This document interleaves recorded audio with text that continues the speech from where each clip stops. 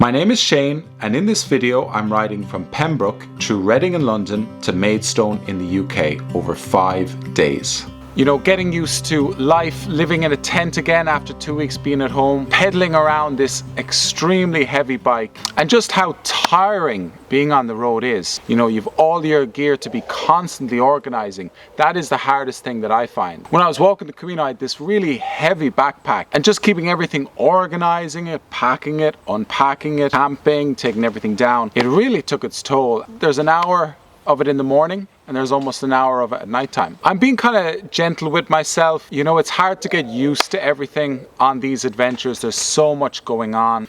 So after a good 8 hours spent in this park, day one of cycling would begin. I was unsure of what to expect over the next 5 days in terms of weather and the terrain ahead. The weather so far today has been a little bit difficult. I've had to stop and start and hide under a tree a few times. Also a lot of rolling hills as well, which is quite difficult with the touring bike. You know, it's day 3 on my legs, so I'm definitely not as strong as I'd like to. But you know, it's good to be here. I am definitely surprised with how lovely and how beautiful Wales is. You know, it really is cool. Some nice beachside towns.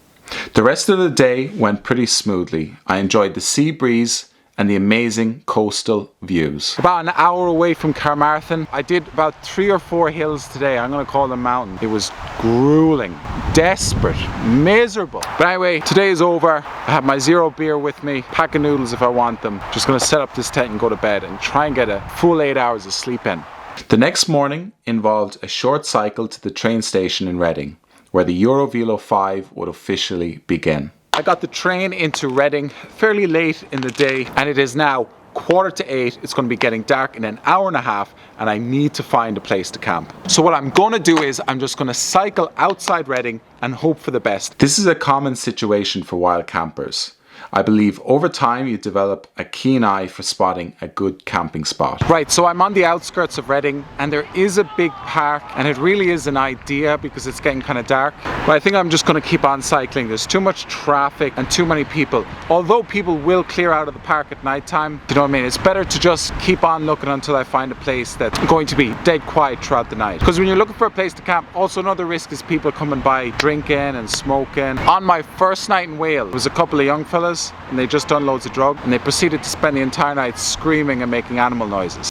To find a spot in the densely populated south of England was proving quite difficult. Now, I must say, I do find these situations kind of scary. It's a weird feeling, you know, it's starting to get late and you've no place to crash. What I have done is, I've had a look through Google Maps on my phone, and I really think as I start getting further out, close to the motorway in Reading, there's going to be a lot of space and trees that I can camp in. So that kind of puts my mind at ease.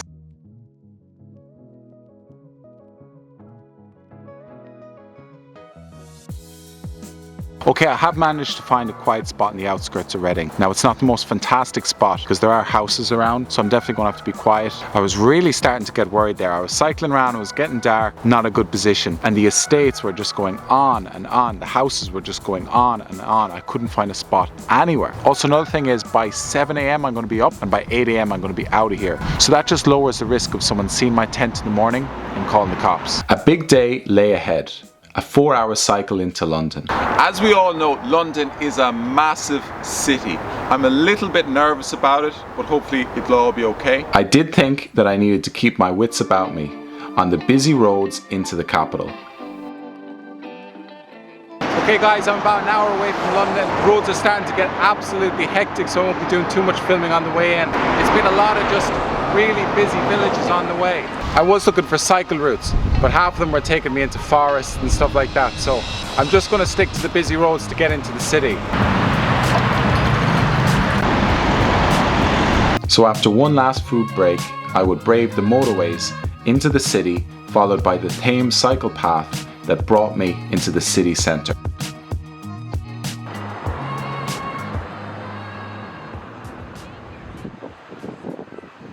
I'm just on the outskirts of London here, about to pack up my things and hit the road. I was just cycling through this estate last night and I saw a bit of a dark alleyway. Thought I could just set up. It's the idea, you know, you set up late, get out of there in the morning. I don't think you're going to be bothering anyone. Got my little setup here, my green tent.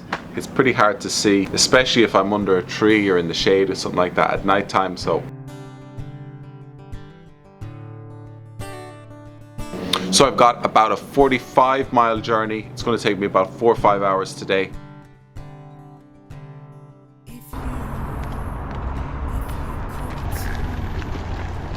And finally I had left London and was in the beautiful and historic county of Kent. I made it to my final destination. I'm staying with a cousin of mine in Maidstone.